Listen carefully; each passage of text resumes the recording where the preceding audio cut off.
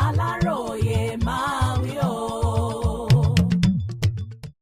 Kóòtù ní kí àwọn ilé ìfowópamọ́ yìí sọ bí owó ṣe ń wọlé jáde lákàǹtì Sowore.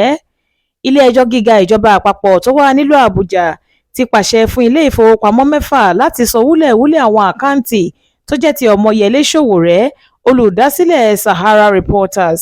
Adájọ́ kóòtù náà, onídàájọ́ Emeka Nwite, gbé ìdájọ́ rẹ̀ kalẹ̀ lọ́jọ́ Ìṣẹ́gun Tuesday lẹ́yìn tí agbẹjọ́rò fúnjọba àpapọ̀ Wisdom Madaki gbé ẹ̀bẹ̀ náà lọ síwájú rẹ̀.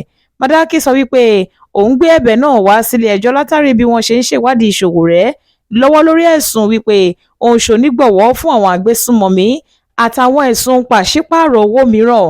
Àwọn ilé ìfowópamọ́ ọ̀hún ni United Bank for Africa PLC, Guaranty Trust Bank PLC, Zenith Bank PLC, Opay Digital Services Limited, Moniepoint àti Kuda Microfinance Bank Limited. Nínú ìwé ìpẹ̀jọ́ tó ní nọ́mbà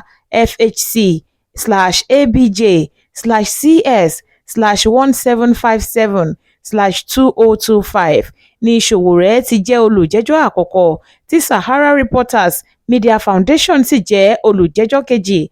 Ilé-ẹjọ́ pàṣẹ wípé àtúpalẹ̀ gbogbo bí owó ṣe ń wọlé tí owó sì ṣe ń jáde nínú àwọn àkáǹtì Sowore láti oṣù kínní ọdún 2024 títí di àsìkò yìí ni àwọn ilé ìfowópamọ́ ọ̀hún gbọ́dọ̀ kó wá sílé ẹjọ́.